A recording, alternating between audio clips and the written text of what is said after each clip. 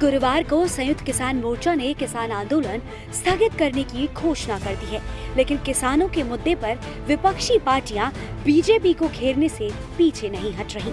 भले ही किसान संगठनों ने सरकार की आधिकारिक चिट्ठी पर सहमति जता दी हो, लेकिन विपक्ष खास तौर पर कांग्रेस सरकार के किसानों से किए गए वादों से संतुष्ट नहीं दिखाई दे रही है। कांग्रेस नेता रणदीप सुरजेवाला ने केंद्र सरकार को घेरते हुए आंदोलन वापसी को किसानों की जीत बताया, साथ ही केंद्र सरकार को पूंजीपतियों की सरकार बता दिया। आज भारत के प्रजातंत्र ने समूचे विश्व को ये पाठ पढ़ाया है कि अगर मुट्ठी भर पूंजीपतियों के सहयोग से सत्ता हासिल भी कर लें तो भी उसके संचालन के सूत्र देश की जनता के हाथ में ही रहते हैं। मोदी सरकार को सदन की असंवैधानिक मनमानियों को सड़क पर कैसे ठीक किया जाता है, ये देश के किसानों ने कर दिखाया है। आज हम कह सकते हैं कि प्रजातंत्र के एक नए युग की शुरुआत हुई है और मोदी सरकार की हार में ही भारत के प्रजातंत्र की जीत है। केंद्र सरकार के फैसलों पर असहमति जताते हुए रणदीप सुरजेवाला ने किसान आंदोलन में शहीद हुए किसानों को मुआवजा देने की मांग भी उठाई। 700 किसानों जो शहीद हुए, उनके परिवारों को, जैसा राहुल गांधी जी ने कहा, कम से कम 25 लाख रुपया मुआवजा दिलवाने का संघर्ष भारत सरकार के द्वारा, प्रांतीय सरकारों के द्वारा नहीं, और उन्हें रोजगार दिलवाने का संघर्ष। आज साथियों, आज सत्ता की कायरता हारी है और देश के अन्नदाता, भाग्य विधाता किसान जीते हैं, पर पूंजीपतियों को पूंजने वाली मोदी सरकार के खिलाफ गरीबों, मजदूरों, किसानों का ये संघर्ष नए तरीके से आगे आने वाले समय में बुलंदी से जारी रहेगा। उधर कांग्रेस सांसद दीपेंद्र सिंह हुड्डा ने भी बीजेपी पर तंज कसते हुए कहा कि बीजेपी को बताना चाहिए कि अगर कृषि कानून किसानों के भलाई के लिए लाए गए थे तो उन्हें वापस क्यों ले लिया। बीजेपी की दूरदर्शी नीति की वजह से ये कानून लाए गए थे और बीजेपी की ही दूरदर्शी नीति की वजह से ये कानून वापस लिए गए। कहीं ना कहीं मुझे लगता है कि बीजेपी को दूरदर्शिता में एक बड़े नंबर वाले चश्मे की आवश्यकता पड़ेगी, प्लस की भी और माइनस की भी, एक आंख में प्लस की, एक आंख में माइनस की, क्योंकि दोनों बातें तो सत्य नहीं हो सकती। किस लिए बीजेपी लाई थी वो बताए, मगर 1 साल तक केवल अपनी जिद में बीजेपी ने इनको वापस नहीं लिया और आज देश के अंदर अपने गिरते ग्राफ को देखकर भाजपा ने इनको वापस लिया है। ये मैं समझता हूँ कि आज देशवासियों को पता है। कांग्रेस के इन तीखे वारों पर बीजेपी के नेताओं ने भी कड़ी प्रतिक्रिया दी है। केंद्रीय मंत्री संजीव बालियान ने कांग्रेस पर किसानों के कंधे पर बैठकर एसी कमरों से राजनीति करने का आरोप लगाते हुए कहा कि किसानों के घर वापसी के फैसले से कांग्रेस दुखी है, क्योंकि अब कांग्रेस के पास राजनीति करने के लिए कोई मुद्दा नहीं बचा।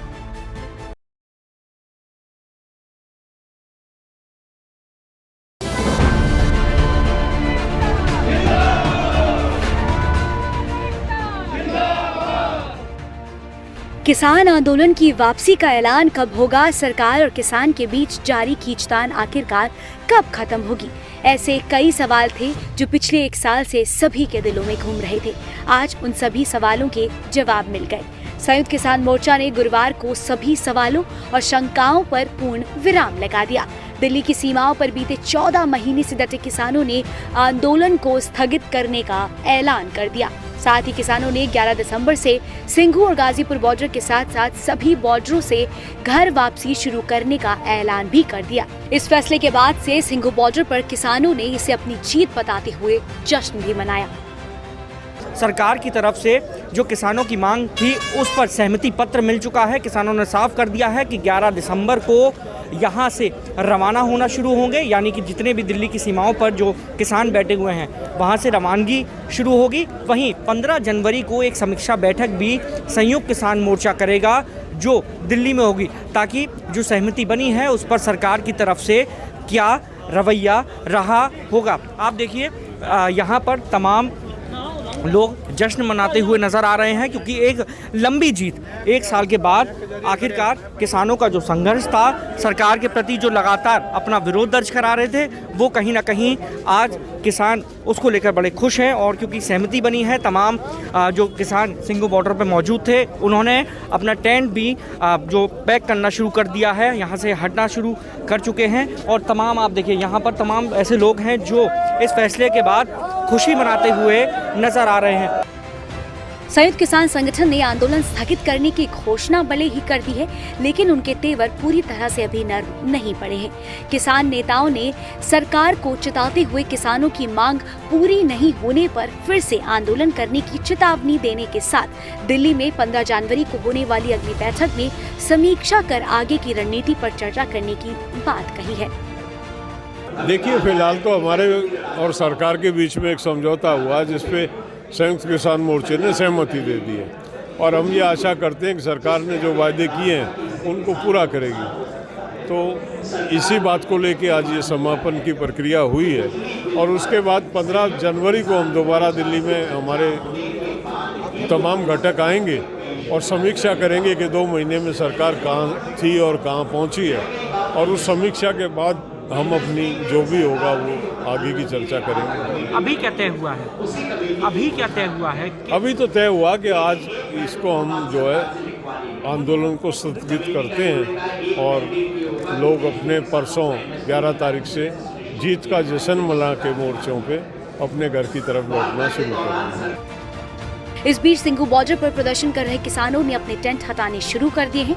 साथ ही एक दूसरे को मिठाई खिलाकर लंबे संघर्ष पर मिली जीत की बधाई दे रहे हैं। बता दें कि सरकार ने पिछले साल सितंबर में 3 कृषि कानूनों को पास किया था। इसके खिलाफ पिछले साल 26 नवंबर से दिल्ली की सिंघू, टिकरी और गाजीपुर बॉर्डर पर किसान डटे हुए थे, जिसके बाद इसी साल 19 नवंबर को प्रधानमंत्री मोदी ने तीनों कृषि कानूनों की वापसी का ऐलान किया था। और उसके बाद से किसानों ने कहा था कि हम तभी वापस जाएंगे जब ये संसद में बात हो जाएगी और संसद से इसे खारिज कर दिया जाएगा। उसके बाद ये हो भी गया था, और अब किसान अपने घर वापस जा रहे हैं। आंदोलन स्थगित हो गया है।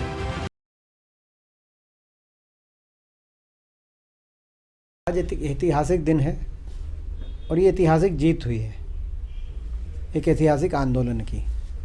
आज आप हमारे चेहरे पे एक मुस्कान भी देखेंगे, और हमारे आंख में पानी भी देखेंगे।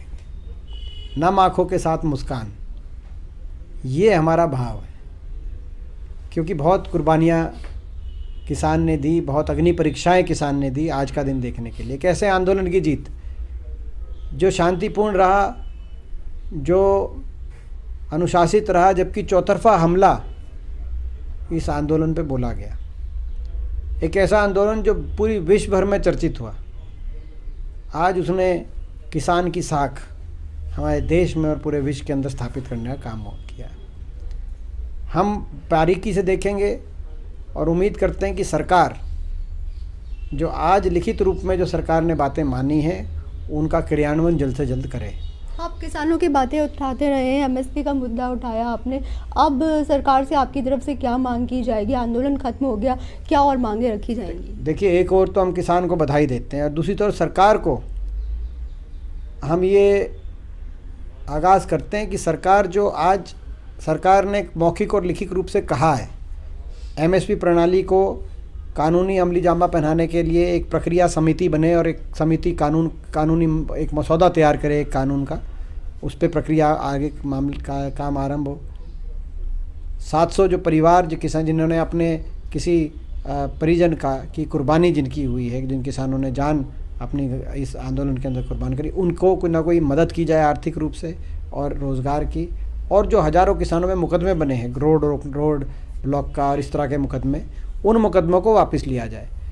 तो ये हम आशा और उम्मीद करते हैं सरकार इनको क्रियान्वित करेगी। तीनों बातों को हम बारीकी से इसको देखेंगे, और ये भी हम मानते हैं कि आज एक बहुत बड़ा सबक इस सरकार ने लिया होगा कि किसान एक ऐसा वर्ग है कि इस वर्ग के साथ टकराने का किसी को लाभ नहीं, ना देश को, ना प्रदेश को, ना सरकार को, ना किसान को। बहुत एक साल में खामियाजा सबने भुगता इस सरकार की जिद का। आज सबसे ज़्यादा सरकार ने भुगता, उनका लॉस ऑफ फेस हुआ, उनकी कहीं ना कहीं गरिमा और साख गिरी लोगों में, लोकप्रियता का ग्राफ उनका बहुत ज़्यादा गिरा, तो नुकसान हुआ है। तो सरकार ये सबक लेगी आज और सबक लिया होगा, हमें ऐसी उम्मीद। बीजेपी ये कह रही है कि क्योंकि बीजेपी की दूरदर्शी नीति रही है, उसको देखते हुए ये कानून वापस लिया है और कांग्रेस जो है इसी तरीके के आरोप लगाती रहेगी। हालांकि जो किसान हैं अब वो लौट कर जा रहे हैं। बीजेपी की दूरदर्शी नीति की वजह से ये कानून लाए गए थे और बीजेपी की ही दूरदर्शी नीति की वजह से ये कानून वापस लिए गए। कहीं ना कहीं मुझे लगता है कि बीजेपी को दूरदर्शिता में एक बड़े नंबर वाले चश्मे की आवश्यकता पड़ेगी, प्लस की भी और माइनस की भी, एक आंख में प्लस की, एक आंख में माइनस की, क्योंकि दोनों बातें तो सत्य नहीं हो सकती।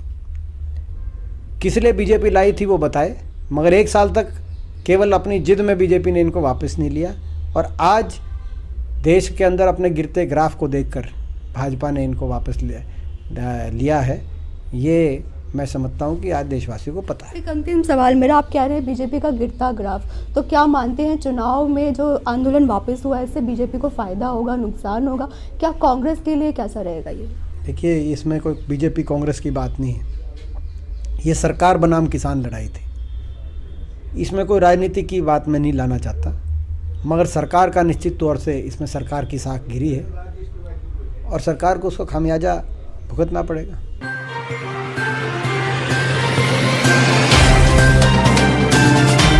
Subscribe now and press the bell icon. Never miss an update.